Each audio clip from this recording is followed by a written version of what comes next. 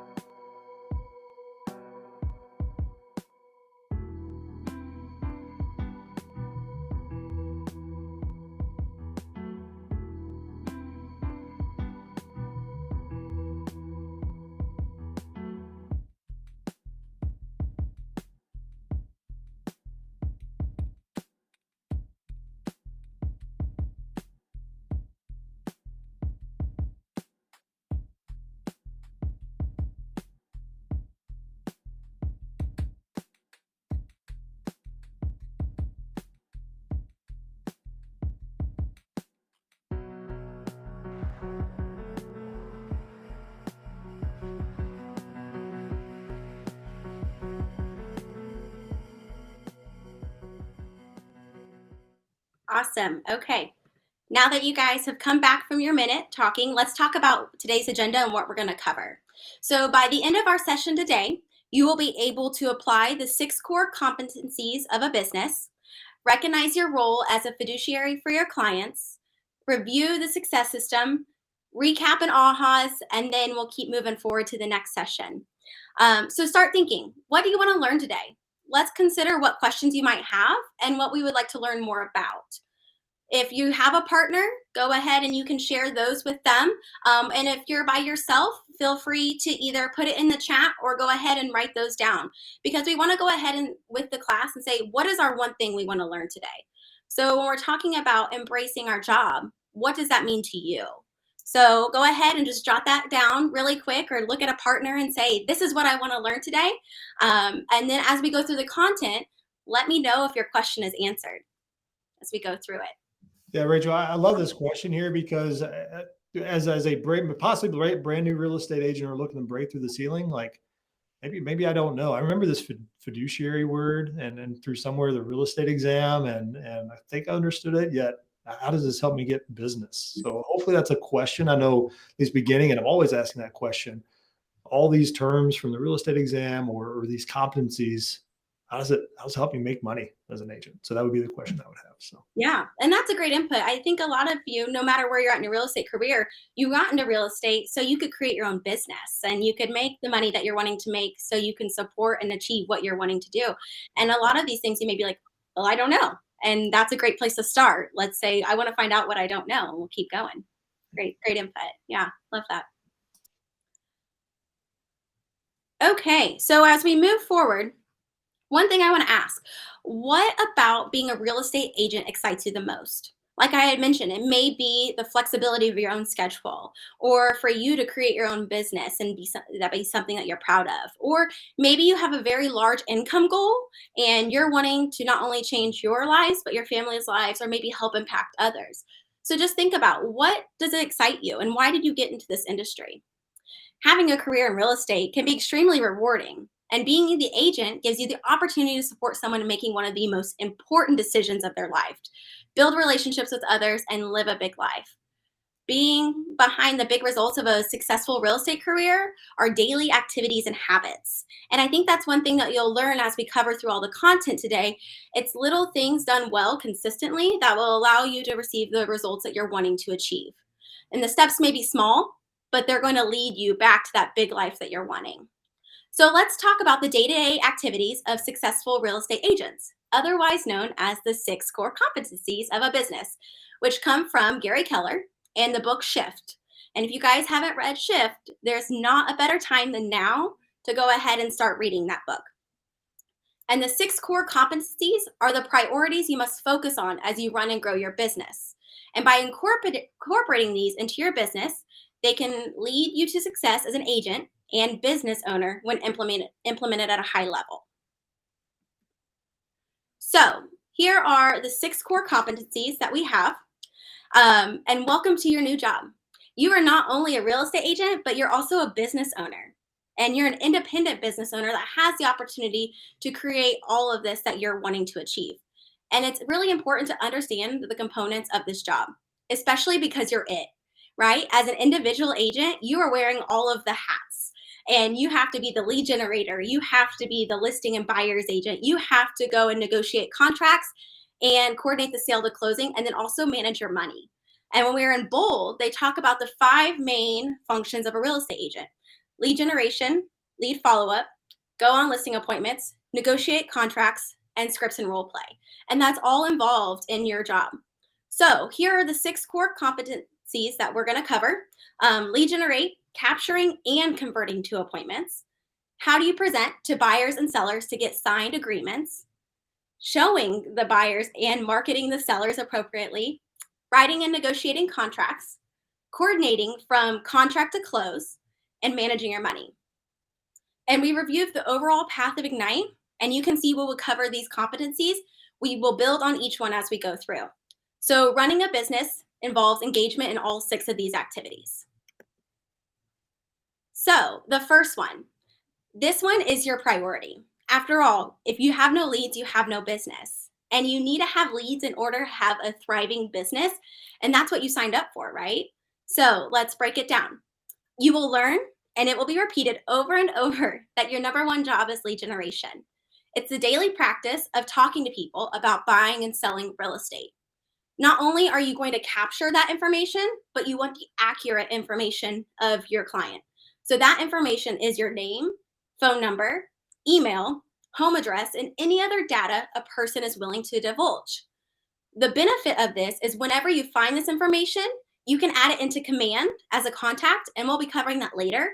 But your database health score will go up because there are smart plans that you can now use to tie back to this information to help keep those clients top of mind for you. And also, when you capture them, it means adding new people into your database continually so you converse with them and provide continuous value. Another important component of lead generation and capture is that you ask for permission to stay in contact with each person. I don't know how many times we have to talk about the TCPA, Telephone Act, to making sure that we are following those guidelines so that way you don't get into a lawsuit later. The number one easiest way to look at it is the do not call list. So if you have questions on if your market center has access to a do not call list or where you can find one, I would encourage you to talk to your market center leadership and ask more questions. So that way you are being properly educated and following the laws when getting leads. Finally, once we have the lead, the next thing we have to do is convert it to an appointment. And capturing leads is wonderful. However, the whole goal is to find somebody that's willing and ready and able to buy and sell in real estate, and setting an appointment to meet and agree with them to work together in that process. Remember, we are learning and building on each new skill as we advance through the entire course of Ignite. This is why it's important to attend every session and to complete the course, which I know everybody will, right?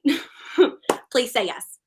So, what questions do you have about this first competency?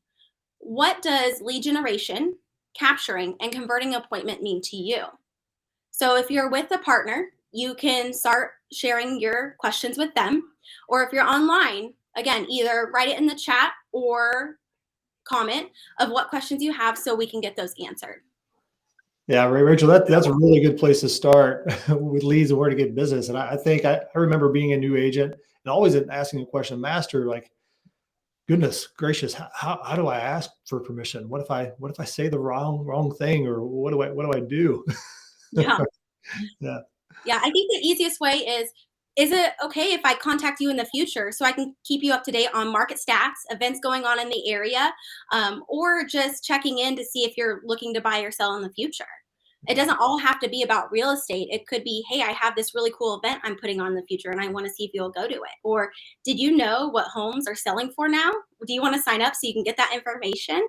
And make it about that where it's coming from value as well. Yeah, that's good. Yeah, and the good news is we'll actually get to go through this in a bit, and all throughout Ignite. We might call them scripts or key conversations to hold. You'll have a whole host to get familiar with and comfortable with. Yeah, you'll have that question answered. So love that. Lead generation, it's all about, like, I think Gary wears a shirt that said it's a contact sport, right? And it's building those relationships. It's having more of a connection with them so that way they like, know, and trust you and they want to do business with you. So how do you have those conversations so that way you're not coming off as just another salesperson or another real estate agent?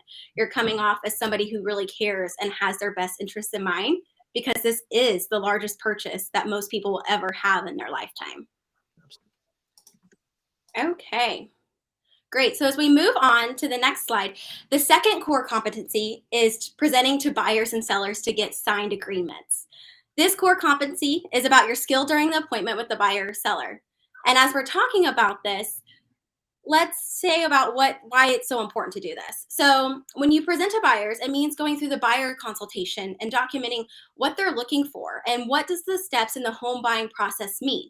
How do you as a real estate agent get paid? What are they wanting to look for in a house? What are non-negotiables? And just where they're at on their budget. And this is why it's so important to have this expectation conversation right at the very front. And as you walk through this and you have the conversation, you're able to address any questions or concerns the buyer has at that time. The best thing to do instead of just flying through it is to really see why it's important. What's their motivating factor for buying? Is it for to have more family live with them? Or is it a pool that they're wanting, or a different school neighborhood? And you'll be able to discover those as you ask those fact-finding questions in your presentation. Now, on the listing side of it, it's similar, and yet you'll go through your entire listing presentation, which outlines the entire selling process, including how am I going to market your house so you understand the whole steps, and that way I can assist you and you're getting the most amount of views for your home. And then the expected outcome of these is that whether it be a buyer or seller, you'll get an exclusive agreement to work with you. And this is why it's so important to have that agreement, is because if you're going to do all this work for them, if you're going to show this client 20 houses, well, if there's 20 houses on the market to show, then you're at least protecting yourself so you can get paid at some point. What I've seen in my experience at the market center is agents aren't getting these signed agreements right up front, which then we'll talk about later of being a fiduciary. Are they protecting themselves on what kind of conversations they have with those clients? And what happens if that client goes to an open house and says, wow, I love it, and the agent there says, do you have a signed agreement? And they say no, then they could essentially make a contract, go under contract, close, and then you're not able to have any commission after you've helped this client however long. So just protecting yourself, and then that way you can prevent yourself from not looking back and saying, oh great, what did I do? But then also during these transactions, if you're going through it, you can have those expectations like you talked about. Now, the third competency is showing buyers and marketing listings for sellers. So what does this mean to you? Showing buyers is all about understanding the needs of the buyer and selecting houses for them to experience with you. And marketing sellers translates to marketing their house in the best possible light via the most channels to ensure that as many potential buyers as possible see it and are interested in it. And we'll cover this in more in detail also. Then the fourth competency is writing and negotiating contracts. This is a very big responsibility, and one many agents are concerned about and anxious when completing their first contract, which again, it's scary. Negotiating is another competency that requires practice, calm, and a win-win mindset. And what you learned yesterday, win-win is one of KW's beliefs in the Y4C2Ts, win-win or no deal. And so this, if you ever have questions, you can always contact your market center leadership, productivity coach, your broker, and say, hey, help me. How do I ask, or how do I fill out this contract? How do I negotiate for this? I know our brokers specifically, they would rather have a million phone calls with questions, helping you guide you through the process, than having a call at the end saying, uh-oh, I think I messed up. So always lean on your resources. The fifth competency is about getting the deal all the way to the closing. So congratulations, you're under contract. Now what? And where the buyers get the keys to their new home and the seller releases the home to the buyers. And most importantly, you get paid for all your hard work that you've done. Keep in mind though, that all deals don't make it to close for a variety of reasons. It could be inspections, it could be appraisals, it could be financing. You never really know what's going on. And it takes skill. And this is why this is one of your core competencies as you're helping in this transaction. And then the last one is managing the money, the sixth and final competency. You already learned in day one that the paycheck you get upon closing is not to be put in your pocket and spent. There will be expenses to pay and the ever-present taxes that must be saved for and paid every quarter. There's a great course I highly recommend. It's called Agent Financials. Normally it's offered at a regional or international level. If you haven't seen it, ask your market center leadership to see if they can help you find a class near you. But this is probably one of the most important. And when you think about stories that I've heard at my career at KW, is my first year, I had this agent and it was middle of the day and she came crying into my office and she goes, I owe $50,000 in taxes and I had no idea. And after we asked some questions and figured out, she wasn't putting enough money aside. So if you don't have a CPA or a financial partner you can go and talk to, I highly recommend that. So that way you're treating your business like a business. Another step around that is, how do you create a business bank account? So you're not commingling your personal funds through your business funds, and then you're always setting money aside for taxes. This is probably one of the most competencies that I'm passionate about in my role, and I love to train agents on because it's so important. And if you truly run your business like a business, then you're going to be set up for success. And then you're not dreading when taxes come along. So, can't stress this enough. Agent Financial is one of my favorite classes. So, make sure you check that out so you can properly manage your money. So, let's talk about mindset. Who doesn't love to talk about mindset? So, let's talk about some realities of being a real estate agent and your mindset each and every day on how you show up to work. So we talked about mindset on day one, and you've got the KW belief system along with the 6 personal perspectives to keep you strong. Who can remember any of the 6 personal perspectives? Yeah. So one that's go back. You're passionate about helping agents keep their profit and identifying their profit while they're business. Yes, 100% attest to that.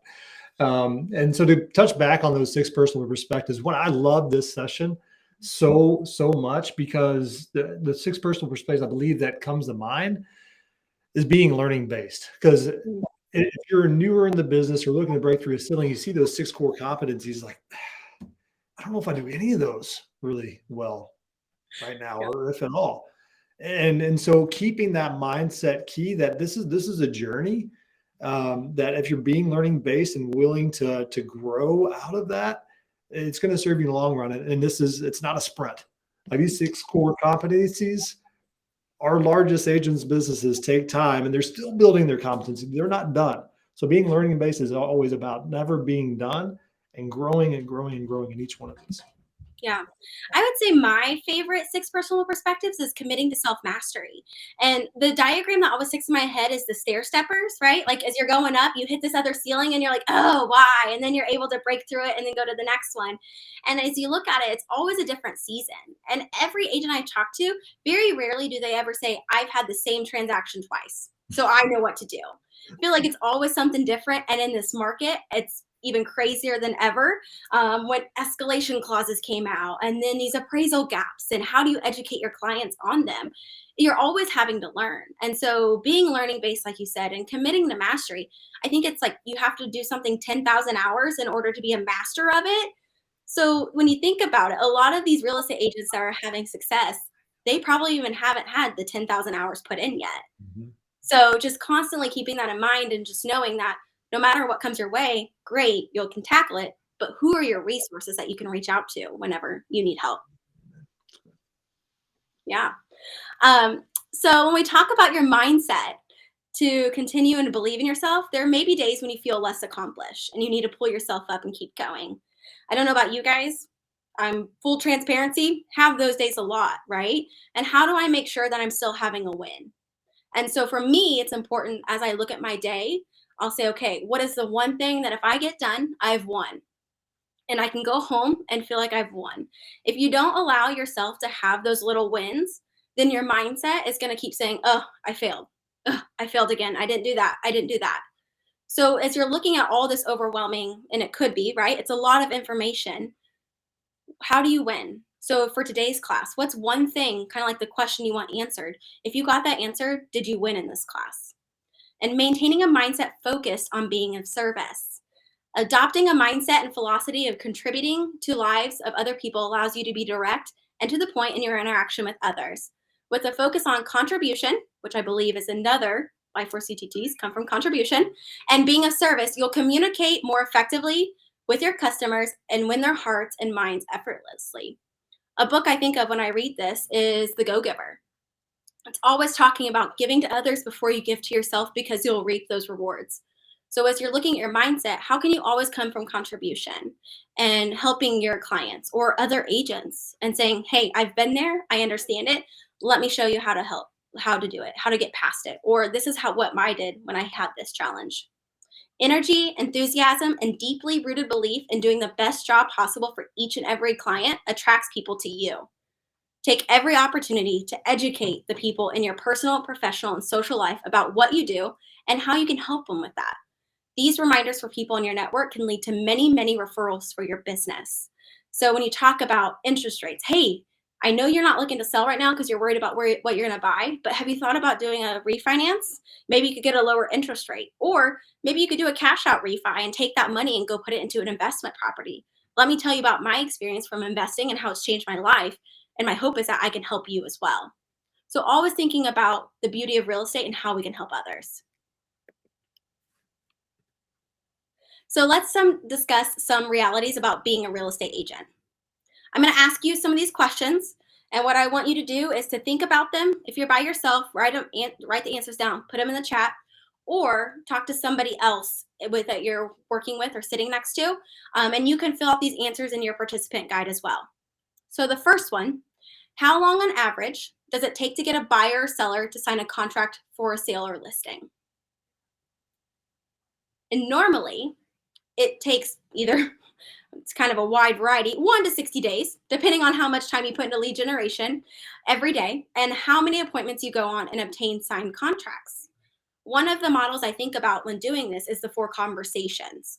This is probably one of the most important models because, like we talked about at the beginning, for the first core competency, if you don't have leads, then how can you ever focus on buyer agreements or under contracts or closings if you don't have those? So, how many hours are we lead generating a day? And lead generation can look different to everybody. I have some agents, they love open houses. They love that personal connection. Great. Do as many open houses as you want. What if it is social media and you're able to have a two-way conversation through social media? Awesome. Do that. What if you like cold calling and you can be on the phones? Wow, you're amazing. Not a lot of people like that. And so if you like it, do it. And whatever lead generation lever works best for you, that's okay. Everybody's different. What I would recommend is having 2 to 3 different levers that you can pull at each different times and stay consistent with them. So that way, if you can see, okay, my time is best spent doing open houses because that's where I'm getting my return from. Or wow, my social media game is way above others. I'm going to keep tapping into that. Or I can hit the phones and call all day. And that way, the rest of the week, I'm doing agency appointments and getting agreements signed or showing houses. Whatever works best for you, choose it. The second question, how long does it take for a transaction to close and for you to get paid? Again, that can vary. Normally, we're seeing about 30 to 60 days, depending on your market and whether you're working with a buyer or seller. Then the last question is, how quickly do you want to get paid? Or how long can you go without a payday? Ouch. That's a hard one, right? When we have new agents coming into our market center, our number one goal is how do we get them in transaction or under contract within the next 30 to 60 days? Because we know by day 90, if they don't have a transaction that's set to close, their chances of getting out of the business are doubled, right? We could expect a transfer form or them to say, I'm out. I don't want to do real estate anymore. So when you think about that, how much money do you have reserved? How much can you go? How many days? And if it's not that long, and let's say it's 30 days before you're going to have to decide what bills you have to pay, then how many hours of lead generation are you committed to ensure that that day doesn't come? That you're already generating enough business that you can say, okay, if I'm not paid by 30 days, but by next month I have 7 closings, great. Just think about that and kind of work through and kind of write out what number you think you would need. It can't be stressed enough how important it is that you develop your skills in these areas so you can get paid and be successful in the business. So by lead generating every day, building your database of contacts from those leads that you've gained, communicating with people about real estate daily, committing to go on a lot of appointments, and practicing conversations to get better every day. Remember the quote from the last session, anyone can do it, not everyone will. Will you? Are you going to commit to these 6 competencies? And that's something that you really need to look within yourself to say, how committed am I to these goals? How committed am I to my why and why I'm doing this? And only you can determine that for yourself. My next thing is Gary Keller's shift quote. Love it. To achieve your highest potential, these 6 core competencies must be done consistently and done well. So consistency is key. And how well are you doing these? It's a little moment of, oh, how committed am I to my goals? You know, could tell the energy. Yeah, Rachel, yeah, you're right. You're spot on there. I mean, the energy, it does change when we use powerful words and realities like that. So through this, my aha mean, I know the Millionaire Real Estate Agent speaks to this, and Shift as well. Getting real and to get right. And so there's a lot of reality. A lot of us might watching this might realize, wow, could it really take 120 days from the first time I begin to having conversations to my first paycheck? Mhm. It's possible. And Yeah. along with that, you delay those conversations, that the 120 days becomes 121, 122. Each day you choose not to lead generate, you're pushing that paycheck, that Yeah. payday further and further down the road. Yeah. And a lot of people got into real estate because they wanted to make a lot of money or they've seen their friend have great success. And when you think about the visual I see when I talk about that is like the iceberg, right? You see the iceberg above the water and it could be this great success, but you don't see everything else that happens underneath the water of what it took for them to get there. Mhm. And when we're talking about your commitment to your goals, a lot of people when they get into real estate, I say, okay, how much money do you want to make? And they say 100,000. I said, okay, great. Do you know what it takes? And in your market, how many transactions do you have to close in order to achieve that? After taxes, that's the biggest thing. Is it gross or net? Because then we got to talk about taxes and caps and all of that fun stuff. But then it starts the conversation, and then you're able to work through the 4 conversations with them, so you can really break it down on, okay, I need this many appointments, I need this many agreements signed to net this many under contracts and closing, so I can make this amount of money. And it should be a constant conversation or constant reevaluating where you're at with those goals and how far off or what activities do you need to start doing at a higher level in order to achieve that. Yeah. Awesome. So now that we've introduced the 6 core competencies, you know the essentials of what your job as a real estate agent entails. There are 2 ways that you can serve your clients, as a functionary or fiduciary, and we'll cover both of those. So we learned earlier how important it is to maintain a mindset focused on being of service. Let's imagine doing a business with a company, for example, a car repair company, that doesn't really care about your needs. They just focus on getting the job done, getting you in, getting you out, getting you paid, next person in line. And they don't build a relationship with you or stay in touch with you while they're handling your car or even after the job to follow up and say, hey, would love some feedback. How did we do? How can I best serve you? Okay, now let's switch to the other scenario. Let's imagine doing business with a different car repair company, one that listens to you, anticipates your needs, helps you make decisions, acts like a partner in the process, educates you the entire way, keeps you updated on the status, and even follows up with you after the job. Which company would you prefer? The second one? For sure. But what's the difference? The first company is acting as a functionary, and the second company is acting as your fiduciary. And your role as a respected and successful agent is to be that fiduciary to your clients. So, as we talk about being the fiduciary, we're going to divide everybody into different groups. And so, if you're in the market center, great, pick someone. If not, then just take a moment and write all this stuff down as you work through it yourself. We're going to assign each of the 5 core competencies, and you guys can pick whatever one you want to work on. And you're going to brainstorm on ways that you can serve as the fiduciary for that core competency. So if I'm choosing lead generation, how am I going to act as the fiduciary for that lead generation activities? Or if it's getting to the closing table, how can I be the fiduciary for that? And you can refer in your guide to the difference between a functionary and a fiduciary. And then after we brainstorm, I want everybody to kind of share with the group what you guys learn. And so if you're online, put it in the chat. Love to hear it, what ahas you're having. Or if you're in a market center, just share it with your neighbor or maybe another group with you of saying, okay, this is what I learned. This is what we're going to take away. Yeah, Rachel, excited about this activity. Just so the participants are aware, the list of the functionary fiduciaries, that's on 2.7, the participant guide. And the groups that are present are on 2.8, the first 5, just so we know. So that's how we break up there. Perfect. All right. Okay, so we're going to take 8 minutes to do this activity, and then we'll meet back to go to the next session.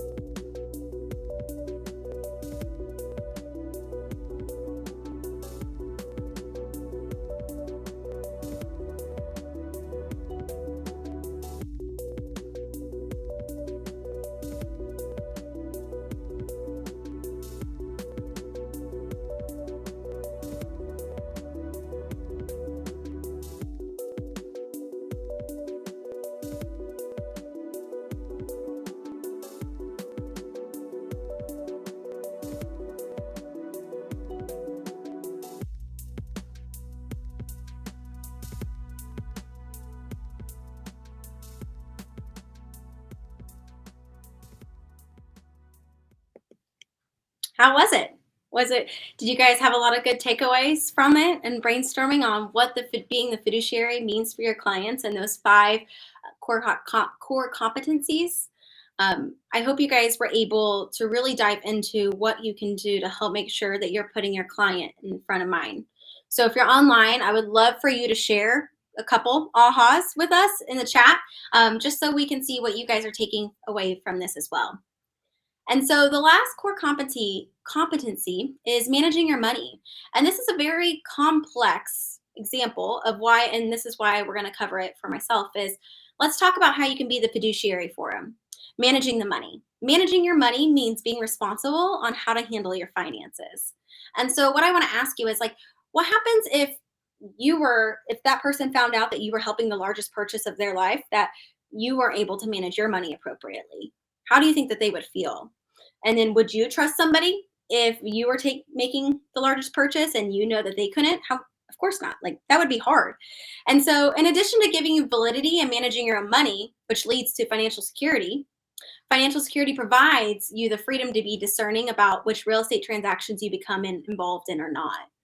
And so the goal is that as you lead generate and you're able to build this big business, if there's ever times in a transaction where you feel like, man, this isn't right, or this is kind of going against our Y4C2Ts, and I just don't know if I can go on with this transaction, you know how that you have the opportunity to step away because you're working on building up this big pipeline. That one transaction isn't going to change if you can eat or not. So working all the way from core competency 1 all the way to the 6, that's why it's so important. And there'll be times that you decide, hey, I'm not going to do this deal. And I need to be in integrity with my client or myself. Or maybe you have to fire a client because that client is not acting in integrity. I know multiple agents that they've had to do this, and it's hard. And yet they're looking out what's best for them. And so as we talked about the KW belief system yesterday and talked about the Y4C2Ts as your guidepost, and knowing how to serve as a fiduciary for your clients, how are you living those Y4C2Ts while serving them? Are you staying integrity? Are you always win-win or no deal, no matter if it's personal or professional? And then how can being a fiduciary take you from being a good agent to a great agent? And it's not going to be an overnight, right? We know it's committing to self-mastery, being learning-based, looking at those 6 personal perspectives. And yet it's something that you should always ask yourself, am I giving my clients the highest level of service that they're expecting to receive? And am I doing right by them?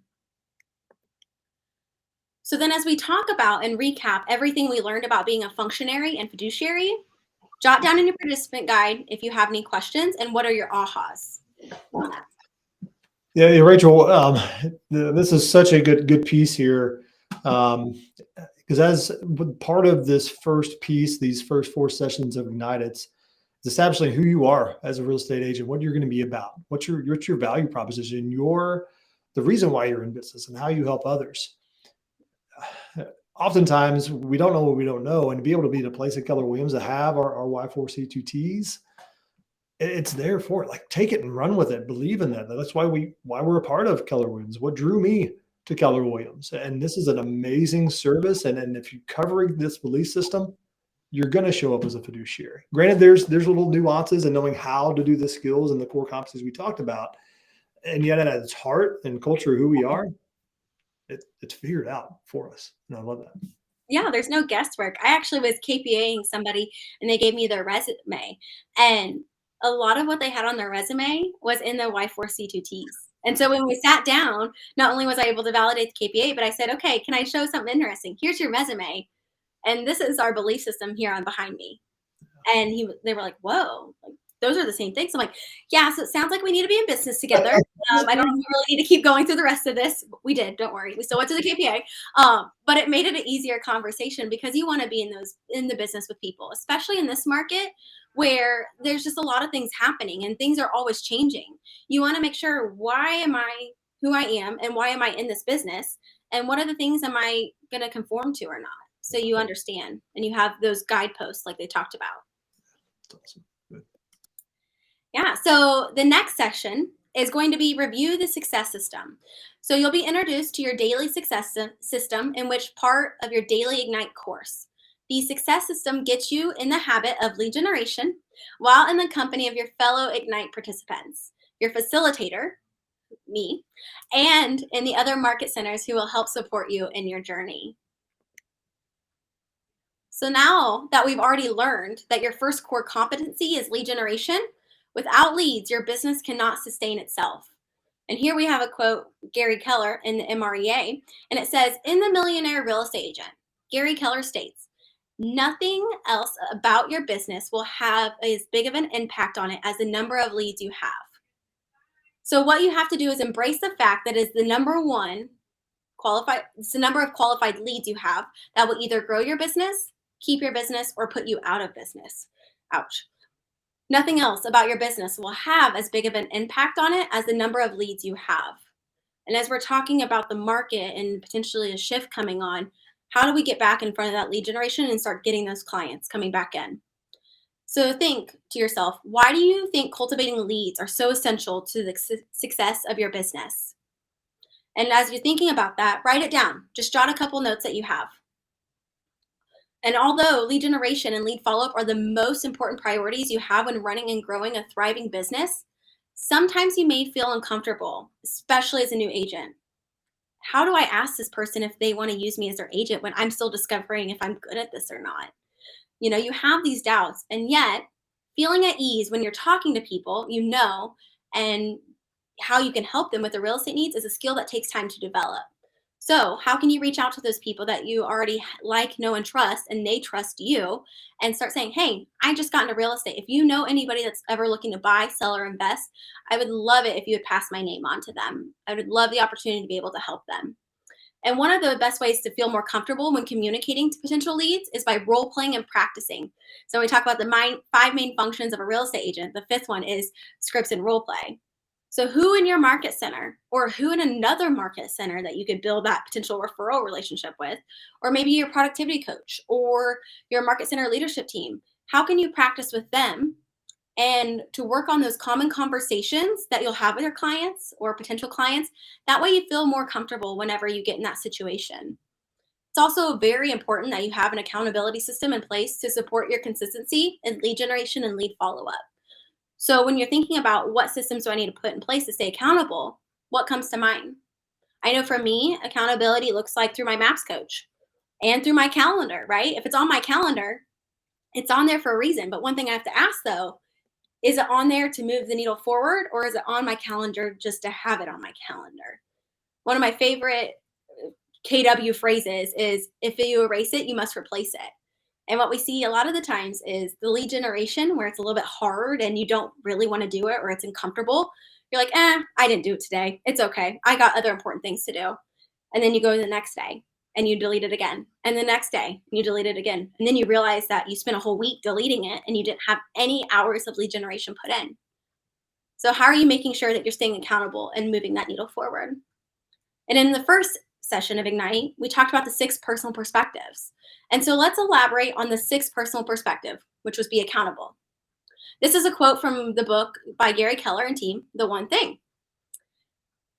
Accountable people achieve results others can only dream of. And accountability is a very crucial part of achieving your goals. When you report to somebody else on your progress to your goals, you gain more focus and motivation. What if you got an accountability partner and you had to tell each other every day at 5 o'clock how many hours you lead generated today? How would you feel if you had to put a 0 in there and your partner said that they spent 3 hours? And what would it look like if you constantly reported 0s and they constantly reported 3s because they were lead generating 3 hours a day, and that their business was taking off and yours wasn't?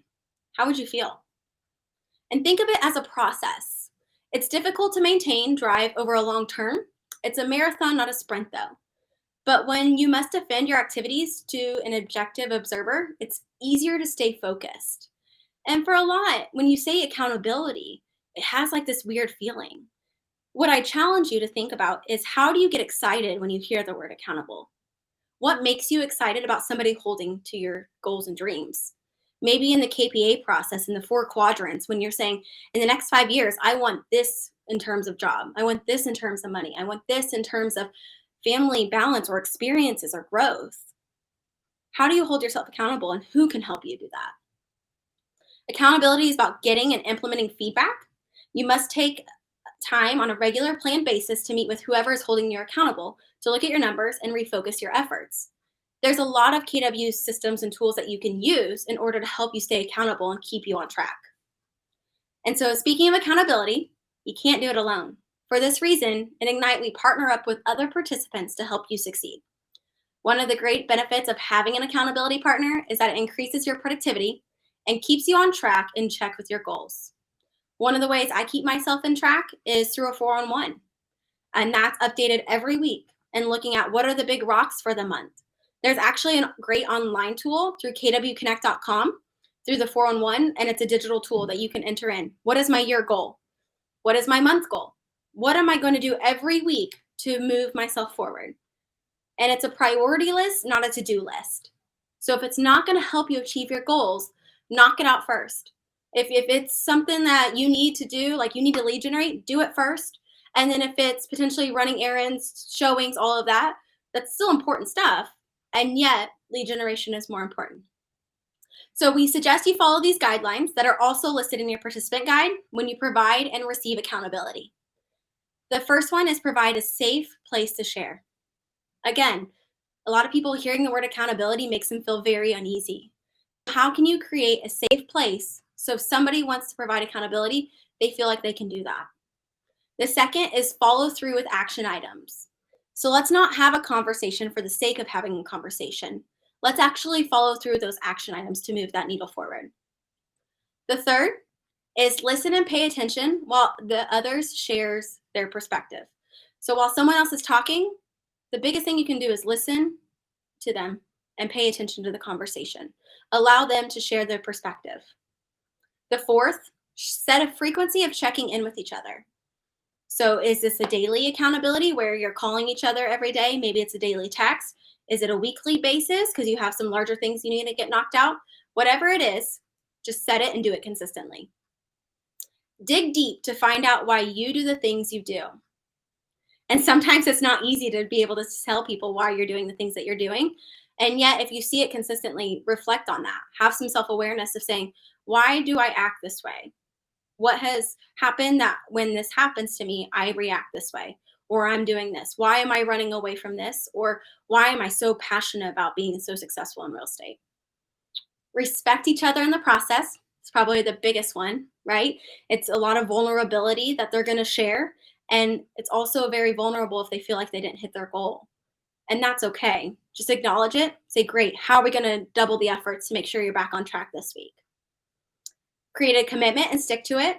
So if I say I'm going to lead generate every day for 3 hours, I have to be just as committed as they are to me by holding me accountable. Be open to receiving feedback. Feedback is the breakfast of champions, right? I want to know. Tell me what I can improve upon, what I've done really well, and help bring that awareness to me. Give specific feedback. So don't talk in generalities. Be very specific so they can learn and adapt. And then have each other's best interest in mind. Working together, collaborating over why you are doing this together. Earlier, you heard everyone introduce themselves, or if you're online, you're here with us. Look around the room, or if you're sitting at home watching this online, think about who can be your accountability person this next week. It can be the person that was your person last week, or maybe you want somebody new, or maybe you want to write down 3 names and take it to somebody on your Market Center leadership team and say, hey, I need to be held accountable. Would you be my accountability partner? Or could you give me examples of who could be my accountability partner? Yeah, Rachel, that's good because again, we're going to have to be a little flexible in this environment, right? So if there's Market Center leadership that is present in the office now, maybe we pair off just closest together, right? But make sure, if you're in a Market Center, choose somebody because we're going to walk through this exercise then. And if again online, reach out to your Market Center. Say, hey, who else has asked for accountability that I'd like to partner with? I'm taking this serious, and I want somebody else that's serious. Yeah, love that. So as we work through this next activity, in your participant guide, you'll see a list of 6 questions. And in the coming day, each time you check in with your accountability partner, you will ask each other these 6 questions to help them assess their progress towards their completion of the success system activities. Question 1 is, how did you do? Question 2, how do you feel about that? Question 3, did you have any opportunities for improvement? Question 4, how will you address these opportunities? Number 5, what were your wins? And lastly, how will you celebrate your wins? Which is probably one of the most important questions. I know me specifically, like my personality, if I hit a goal, I'm like, okay, great, now let's double it. Let's keep going. And I never take the time to like celebrate it, which can kind of like be a negative at times, especially if I'm helping lead the market center team. I'm like, okay, great, let's double it. And they're like, can't we just like have a party or something that we hit our goal? I'm like, you're right. Definitely. Let's have a win. So we're gonna, once you have your accountability partner, another important duty of being an accountability partner that I want to point out is role play conversations every day. Be certain to set up a time to do that. Some partners like to call each other every time in the morning, or maybe it's taking turns. So every Monday, Wednesday, and Friday, I'm going to be the client, and Tuesdays and Thursdays, then you're going to be the agent. Whatever it may be, just figure out a system that works best for you. And then this is a great time to expand your confidence with asking the forward questions or offering value, following up on a social post, and make good use of this time together. So we're going to have 5 minutes on the clock, and then you're going to share their goals exercise with them as well. Yeah, for sure. So assuming that we do have our partners there, again, we'll put a timer up there for 5 minutes, and yeah, so share those important goals. And so this is helpful. There, I know Rachel, you mentioned the participant guide. Just so those who are following along, 2.10. That's on the participant guide for 2.10 there. Right. Thanks for keeping me in check. Very good. Love it. We're here. All right.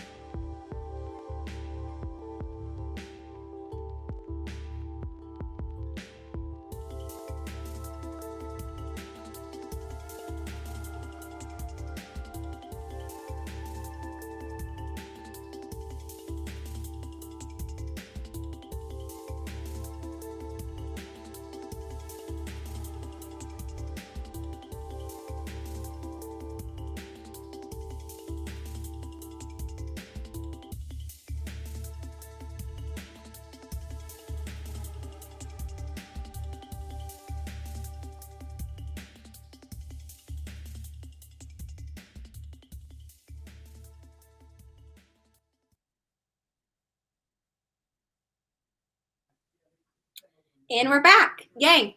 So, my hope with that exercise is that you're able to find a partner or identify a partner that makes you excited about accountability and how much more it can move your business forward from that. And what I ask is that you be bold, and I would love for you to share them, whether that be in the chat, on social media, or maybe it's like a YouTube if you're watching this live there, or maybe somebody with your market center leadership team, and just identify somebody and say, okay, this is what I'm needing. Help me find this person, or this is my goal that I'm wanting to achieve. And they can help you work through that. So now we're going to talk about the daily success system tracker. In the first session, we introduced this tracker and we provided it to you in your participant guide as another method of accountability that we'll be using during Ignite. Today, we're going to focus on the first 3 activities, and we will discuss the other activities in upcoming sessions of Ignite. Remember, when completing these, it's important because they will help you build and nurture relationships with others. So then we have time for another quote by Peter Drucker, and it says, if you can't measure it, you can't improve it. When I think about this, I think about SMART goals. If you've ever heard about SMART goals: specific, measurable, attainable, realistic, and timely. And if your goals don't meet that, then how can you change them in a way so that it is specific and you can measure it and you can attain it and it's realistic and you can do it in a timely manner? So, how does this apply to the success system we just discussed? The success system may seem like a tall mountain to climb, and it can be achieved by measuring and improving every day. Top agents measure their important numbers so they can improve. Start measuring now and condition yourself and work that muscle to this habit. And I'm sure later on you'll be happy that you did. So the first activity on the daily success system tracker is to engage in 10 conversations with people that you know daily. You may wonder, what should you say in these conversations? Yesterday, or in the last session, we introduced you to the Ford method. The Ford method is an approachable way to start a conversation with someone in your sphere of influence. And as you're looking over this, we have what Ford means. F is family, O is occupation, R is recreation, and D is dreams. And why do you suppose Ford works as a conversation method? It puts the other person on the focus in it, the conversation. It shows that you care about them and you put them at ease. And this is probably one of my favorite conversations or methods around a conversation. People don't know how much you care until you show them. And you're really invested in what they want to do and what they want to achieve and who their family is like. And as you work through this and you role play it with your partner, the hope and goal is that you're already asking these questions so it flows naturally. So you're not going, okay, F, family. How's your family? What are you doing? O, occupation. So what's your current job now? And think about the other questions that you can ask around this. Yeah, Reggie, I was going to add here. It's helped me in thinking through, okay, what family questions could I ask or occupations?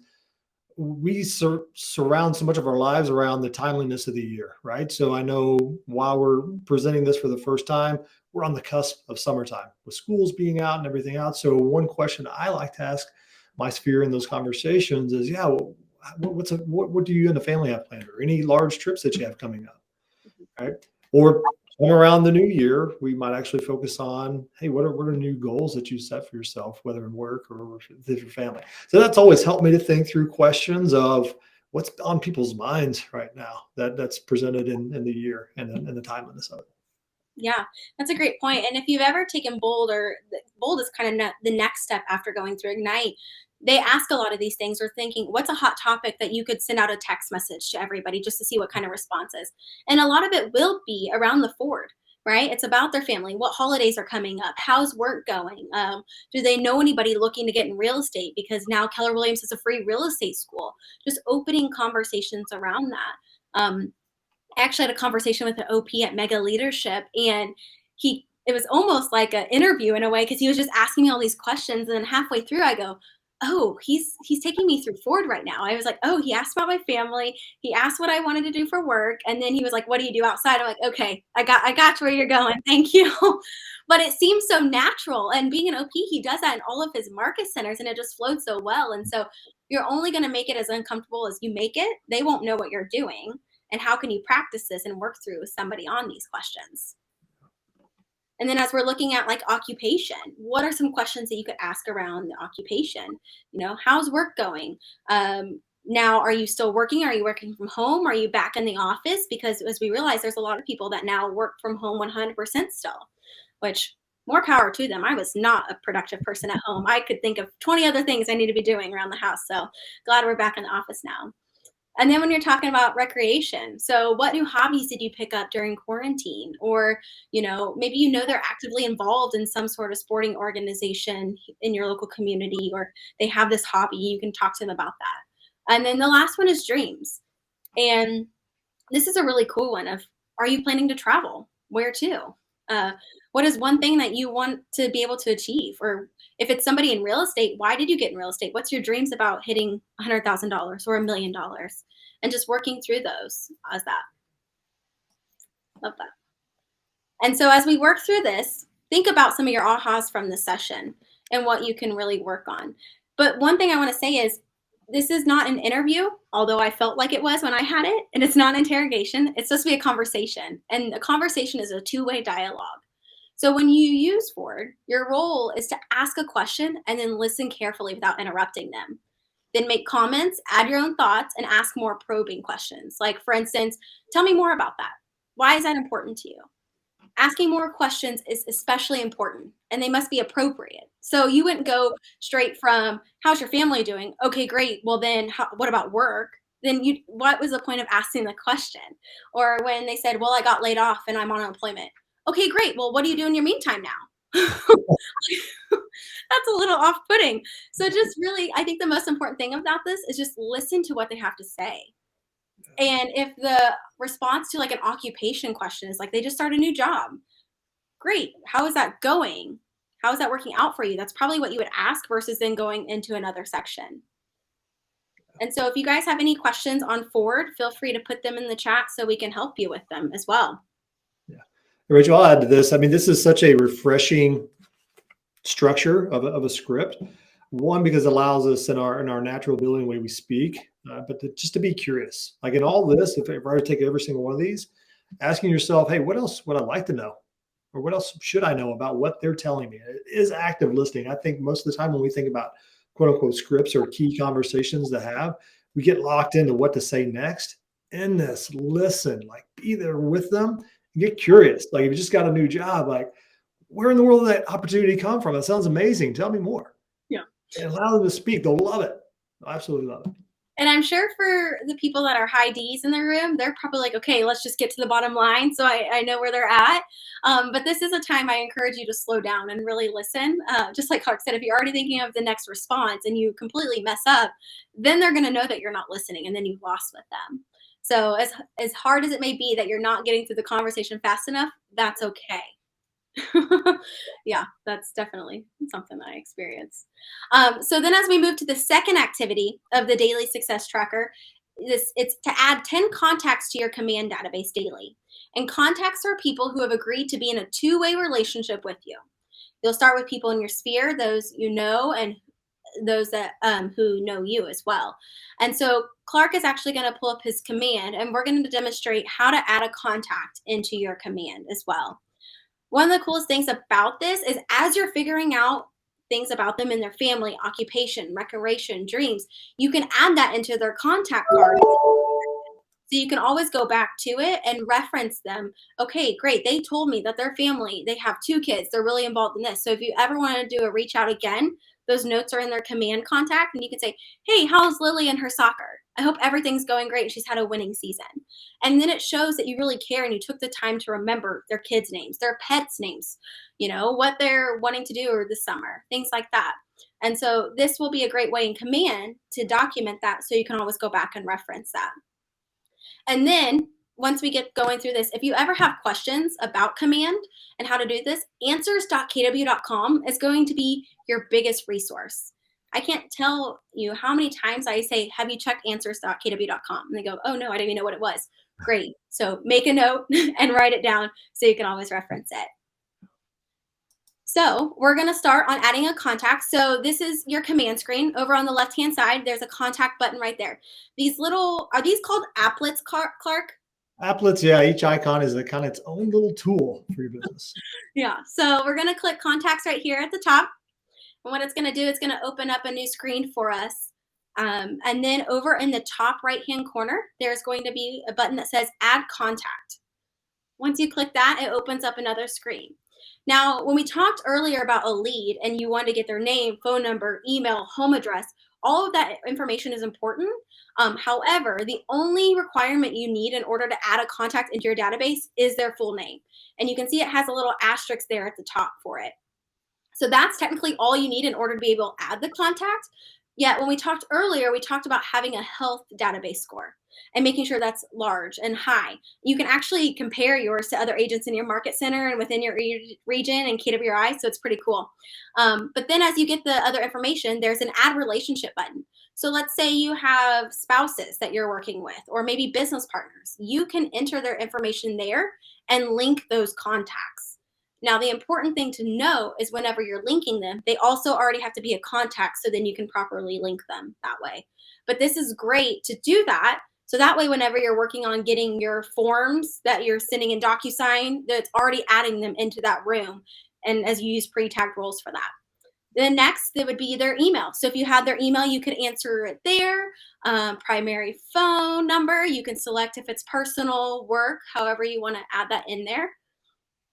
And then we have the next section, which is the lead source. And then you're able to put that in if you're able to select from a list, which is great. KW already put a lot of pre-filled in there for you to select, or you can select from your contacts. And what's great about that is if somebody gave you a referral, then you could say, this person gave me a referral this way. Yeah, perfect. And then you can mark them as a lead, or you can add them to your sales pipeline. And then you go through there. Custom tags are great. There's already some in there for you, and then you can create your own if you would like. I love about this, I'm a very organized person, and there's color-coded ones that you can do. My favorite. Mm-hmm. Yeah. And Rachel, one other piece here I think that often is missed when we're adding here, great point of growing the database health score and focus on the big three. Like oftentimes it's easy to get emails and phone numbers, yet one of the things that always for some reason escapes us as real estate agents is their real estate address, like where they live. Right? So that's a big one. And make sure you know where to put that in there. Under add more information, then it's under additional contact information. You scroll down here, this is where you'll see the street address. And once you start typing in, so I'll just put in here I'll just put in 123 or Main Street there, it'll pull the Google address there. So you want to click on this on the drop down. All right, so make sure you choose the drop-down address. That'll have some additional benefit and leverage for you later. And the benefit about that is on the step number 3 for the daily success system tracker is 10 handwritten notes. So now as you're adding their address in there, you already have it for your notes that you have to send. So that's a perfect segue into it because you need to be sending 10 handwritten notes to those in your sphere daily. And so that's where you can go to enter their address in for future reference. Yeah, Rachel, that's a good point, right? Because we might have our contacts and again, we just have an email address. And so know that it's completely okay in that conversation. While you're thinking about the forward, think towards the end of the conversation, like be authentic. Be like, hey, it was so great to catch up. Actually, I'd love to send you a little note in the mail, just to keep up communication. Just love. I always also use the timeliness of the year. The key piece as I was growing my database and continue to grow is, hey, I'm trying to actually be an adult now and send out Christmas cards or Easter cards or birthday cards. And so I'm trying to do the adulting thing and know that's good. So would love to be able to send you one.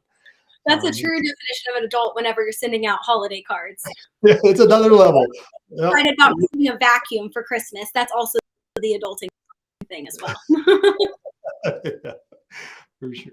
Cool. Yeah, I was just going to mention here that once you create it, it's locked in, it's in your database, and you can continue. So one thing I like to recommend is after, let's say you have a transaction with them, don't forget to go back in and update that with their new address. So that way it keeps it in there. Yeah. And one other thing I would mention here. So if I were to go back and find that record as you're having these conversations, Gary. So I type in here, Gary, here's the contact I just created. All right. So in this contact record, you're having those 10 conversations a day. Allow this system to work for you, because as you grow your database and you have more of these conversations, the fun part gets to the point of, oh goodness, what did I say the last time I talked to that person? Or what did they say was important to them about their family vacation? because then at a later point in time, whether 3 months or a month later, you want to be able to recall that. So I want to make sure you be able to recall that in the record here. When you hit the plus button in the bottom right-hand corner, there's this add an activity. Add an activity. There's a note, which is useful, yet if it's a conversation or a text message or even a meeting, you want to log that as an activity. So you got meeting call, possibly an email, a text, or a note. But I would, if it's a phone conversation or a text, something that there's a two-way conversation, log it as an activity. The great thing here is, let's say I call Gary up, looking forward to the beach. Who's not, right? So if I add that activity, it's going to stay in his timeline record. So the next time I talk with Gary, again, a month later, 3 months later, I can make sure that, hey, how'd the beach trip go? All right. Awesome. All right, Rachel, Love that. are we still lagging, or how are we doing? I think we're good. I think we're good now. Okay. All right, awesome. Okay. All right, let me unshoot this and we'll move forward. Yeah.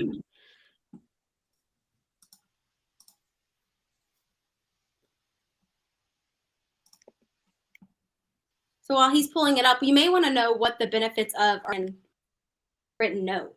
And I think the main thing I want to talk about with that is you want to stay with people. And when was the last time that you got a handwritten note from somebody and know that they cared to send that to you? So always just keep that in mind as you're going through that. Then lastly, as we wrap up the end of this session, how are you going to take that and use them to move your business forward?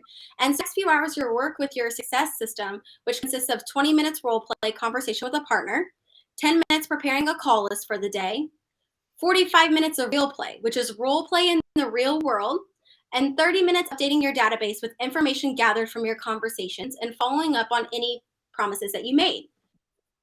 These activities are the daily success habits of a real estate agent, and we practice them every single day in Ignite and use rhythm for the rest of your career. And so you'll be able to use the pages in your participant guide, and you can all work together on these activities and support one another. Yeah, Rachel, this is where we take this content, this knowledge, and we begin building our business, right? We get to work with people. And so know that as you're watching this, again, if you're happen to be watching on your own accord by yourself here, still reach out to the market center, and you can run this outside of any schedule that your market center is doing. And if they're hosting it in the market center, ask, how are we doing this daily success system? Are we doing this together? Do I get the lead gen, or excuse me, the role play and lead gen together? What does that look like? And yet, if that opportunity is not present because maybe you're watching this 3 months from when we're recording, find a solution, find the opportunity, or make the opportunity, right? Ignite might be starting towards the end, whatever it is, find a reason or the opportunity to dive into these daily success systems. Rachel, anything else to add there? Yeah, and what are you? I was like, yeah, we said at the very beginning, what question do you want answered? And was that question answered? And who can you talk to? Who's your accountability partner? Write it down and take the steps to implement in your business. We want a smart book. We want a smart book or a smart bookshelf. Use these, implement them to your business. Yeah. All right, well, Rachel, we're all wrapped up. So we're going to go ahead and allow, again, maybe the market centers to take hold of that daily success system. And also know that you do have the opportunity. We love being able to do this together, at least as we're going live on this on May the 11th. And yet, so if you're in this portion of the call schedule with the region, we're tracking some of these numbers together. So if you have confirmation of what that tracker looks like, we're going to see how many appointments, how many new clients, how many under contracts are we getting together as a whole region. So if you have that tracker, definitely utilize that. And if you don't have it, reach out to your market center leadership. We'll get it for you. And yet now's the time to have fun. Let's take this and get in action. Next section that we have, or the next session, will be connecting with your market with a fabulous instructor there. So Rachel, thank you so much. This was awesome. I love this, not only just this content, but how you definitely present it and bringing in your knowledge, your vast knowledge, and working with some of our top agents in the region. So thank you, thank you, thank you. Yeah, thank you for the opportunity. I had a phenomenal time doing it. All right. Well, we'll see you all next time. Bye-bye.